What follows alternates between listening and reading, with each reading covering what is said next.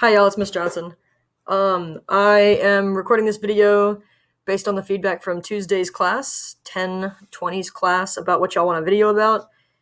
This is a limits recap, plus when they exist, when they don't exist, plus the notation, plus the types of discontinuities and their limits at those points, plus end behavior in limit form. All right, a lot going on. But if you find yourself confused or just wanting to straighten things out, hear me talk again. Here is limits. This is what it is. All right, let's talk. We've got limits. There's times when limits exist and times when limits don't exist. When a limit exists, your answer to a limit question is a single number. And when your answer doesn't exist, it's DNE. Or sometimes we put infinity and negative infinity if we find that it's useful. Okay, so what the graph looks like when the limit exists. Let's stick on this side for now. That's just kidding. I want it to be black. Good. These are three examples when limits exist. When a limit exists, when your answer is a number, it's always going to look like one of these three graphs. Either it's going to be a continuous function, where it's just a curve, what we think of as a regular curve. It's going to be a function with a hole taken out of it at a point. Or it's going to be a function with a hole taken out of it at a point and the function value at a different part. Both of these are considered hole discontinuities, but both of them have limits, and all of these three have the same limit. Here, say this number is 7. The limit as x approaches 3 would be 7. Here, the limit as x approaches 3 would be 7. And here, the limit as x approaches 3 would be 7. All of them are 7. And it doesn't matter that technically, say that's a 4. This one has the function value of 3 equaling 4, but that doesn't matter when we're talking about limits.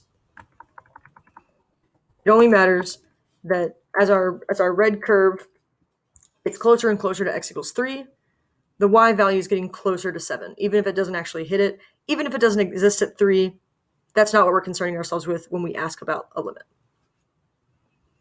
They have different function values. This one doesn't even exist, whatever, but they're all the same limit. Cool. Another thing that might happen, a second example, is sometimes let's do it in this color. Sometimes it looks like this, where it's like up at a peak. That's the same thing. This is still a hole discontinuity. And again, it doesn't matter if this part is here or if it's not here. And then the limit would be right here. It'd be 10, say. So anything that looks like these examples will have a limit, and the answer will be a single number. When do limits not exist? All right, the answer is DNE, or it's infinity or negative infinity. I'll talk about that in a second. I need to put left and right limits at the bottom of this. Okay, that's fine. We'll do it live. Okay, so the graph looks like when limits don't exist, there's a couple things the graphs can look like. Either it's a jump, right, where the function is going to different places. One of them might have the function value, might not. Regardless, the limit doesn't exist when it looks like the function is getting closer to two different numbers when we're considering this x. So some people like to just imagine a line right here and say, okay, on this side it's getting closer here, on this side it's getting closer here. That's bad. Those are two different arrows. They're pointing to different places. Whereas over here, we did that. We would say this one's pointing here and this one's also pointing here. Good news. They're pointing to the same place. Yeah, anytime there's just a jump or a gap in the function that's not just like a single point removed, we call that a jump, and that's when the left and right don't match. The other type of limits not existing are vertical asymptotes, right? When infinity is involved, either positive or negative infinity is involved. This could look like both functions, like there's a word I used in y'all's comments, but it's fine. Kind of when it's getting closer and closer and closer, but never touching. That's what an asymptote is, right? Whenever we have a vertical asymptote, the limit does not exist. Or we can say that it's positive or negative infinity if they both match. So here, if this is like a 4, I would say the limit as x approaches 4 of my function I could say infinity, just because it's useful to say, oh, they both match and they're both going to infinity. Or I could say dne here. Fine.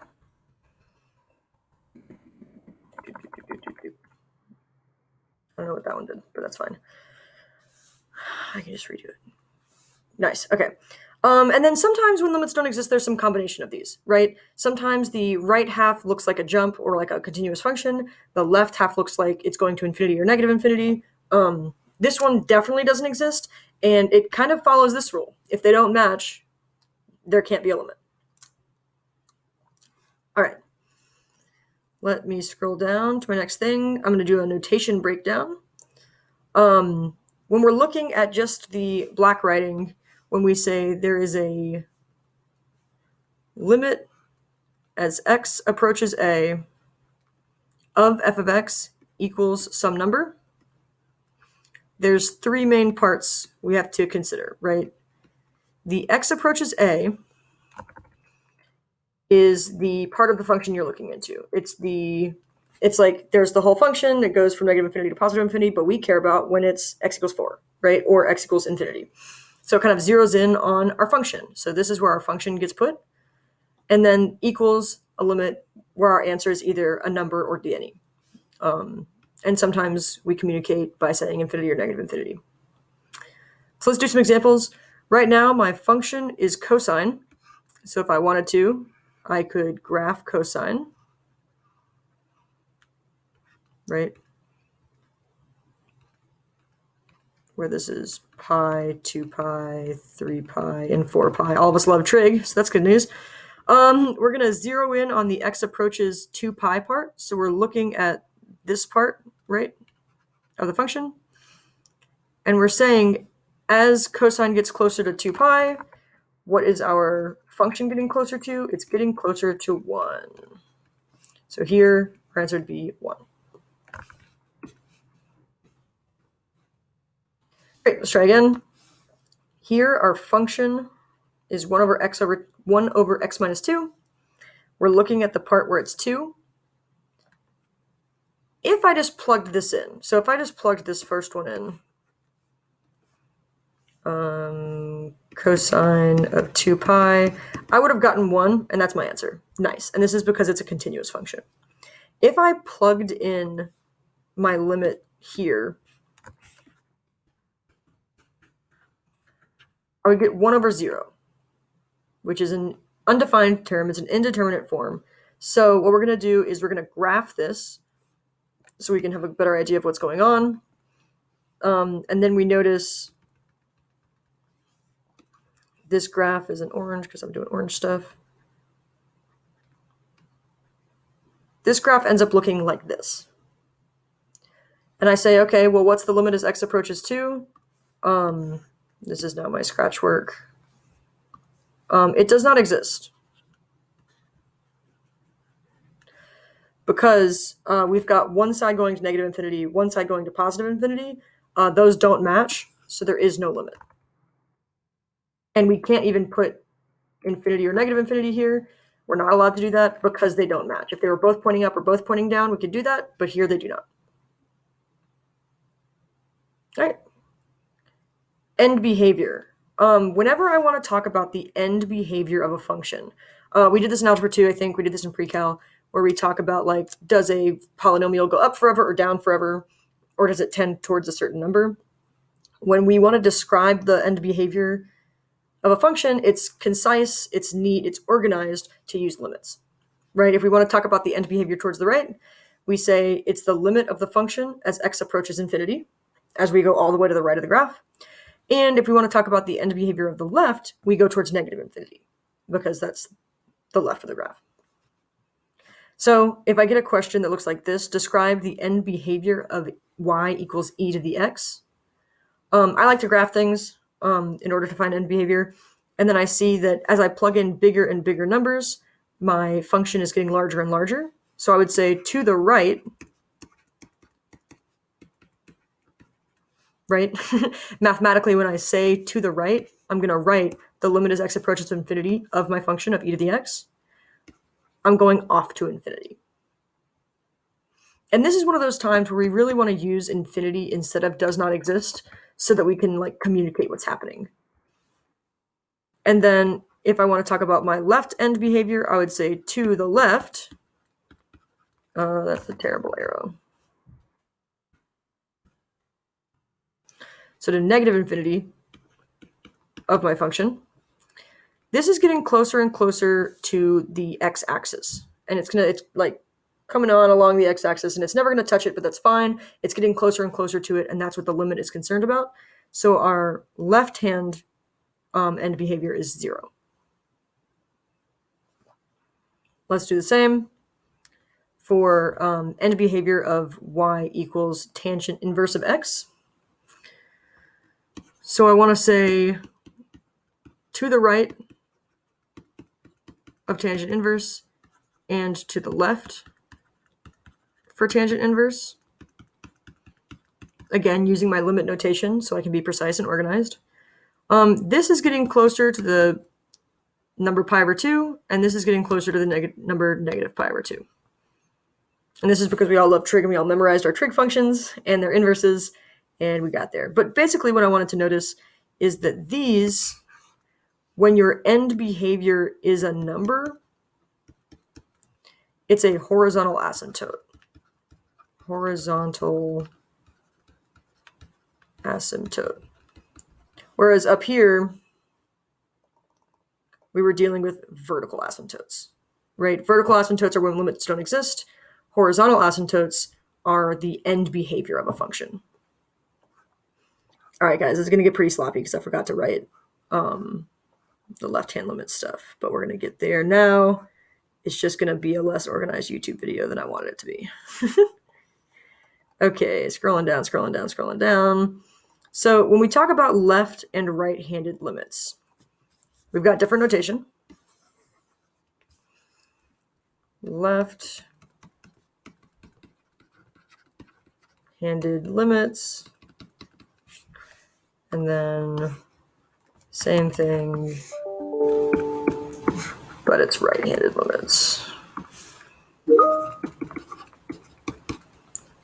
Right-handed limits. Okay. The notation for left-handed limits is the limit as x approaches something from the left, right? From the left, keep that in mind, of some function.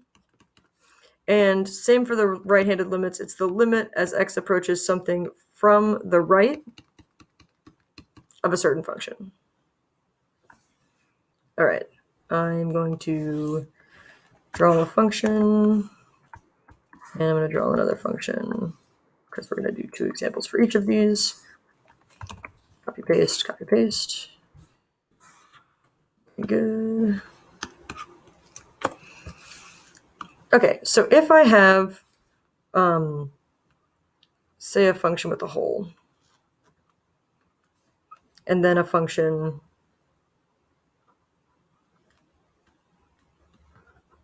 with a jump. I have messed up. I want to do this both times. I don't need to have those ones. I'm not drawing it twice. Okay. For the left-hand limits,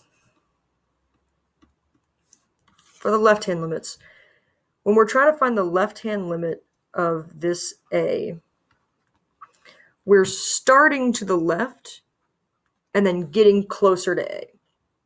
It's not that your pen is moving left, it's that it's from the left-hand side and then you're getting closer. So actually when you're doing left-hand limits, you're starting to the left and then you're actually drawing to the right, which is a little confusing. But for right-hand limits, you're starting to the right and drawing to the left. So you're starting to the right and you're drawing to the left. I'm going to put in some numbers here. This is going to be 4, this is going to be 4, and this is going to be 10. And you're going to forgive me if my graphs aren't going to be to scale, right? So here, we'll call this one f of x, and we'll call this one g of x, f of x, and g of x. Let me make this smaller.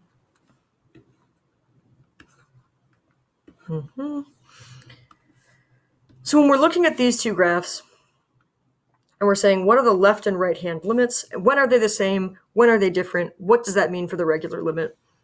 What we're basically asking is, what's the limit, but actually only care about the left side? Or what's the limit, but actually only care about the right side? You know, don't worry about matching because we only care about one of the sides. Here, if I've got the limit as x approaches a from the left of f of x, we can talk about the limit as x approaches a from the left of this other function.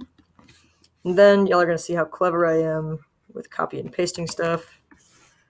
We're going to do it on this side, and then we're going to add in a plus, and now it's the right hand. Woo! Okay.